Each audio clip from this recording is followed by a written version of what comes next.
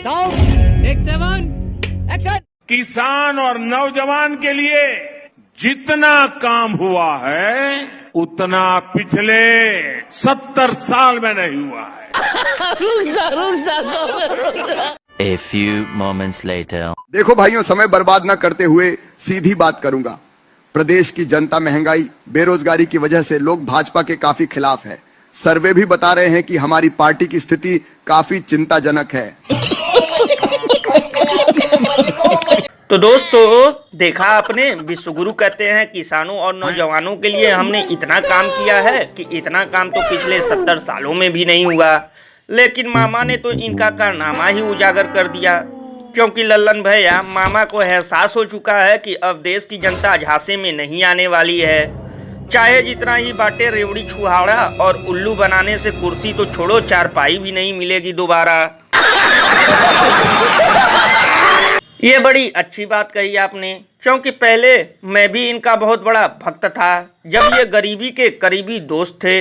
लेकिन बाद में पता चला कि मैं तो गलत दिशा में जा रहा हूँ, क्योंकि ये लोग काम की बातें कम और नानी की कहानी ज़्यादा सुनाते हैं। कहते थे भारत है युवा टैलेंट का भंडार, फिर भी हम लोग घूम रहे हैं बेरोजगार। अरे रुको जरा, सब्र करो लल्लन भैया, इसीलिए तो लोग इन्हें फेंकू फेंकू कर संबोधित करते हैं, क्योंकि चूना लगाने में ये पनवारियों से भी 2 कदम आगे हैं। पहले इनसे गरीबों की गरीबी और बेरोजगारों की बेरोजगारी नहीं देखी जाती थी, लेकिन अब ये लोग खुद नहीं दिखते। वैसे लल्लन भैया, अब की बार इनका बंटादार होना तय है, क्योंकि जनता जान चुकी है चाय की सच्चाई। लोगों को बांटते हैं चावल, खुद खाते हैं मलाई।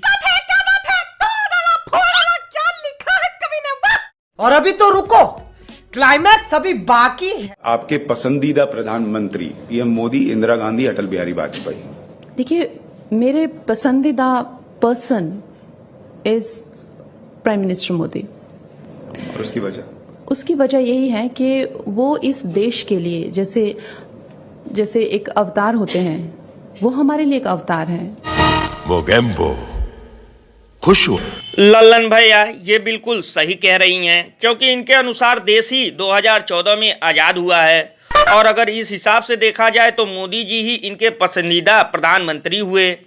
वैसे लल्लन भैया शुक्र है, वरना यह भी कह सकती थी कि 2014 से पहले वाले भगवान भी नकली थे, असली भगवान तो 2014 में जन्मे हैं।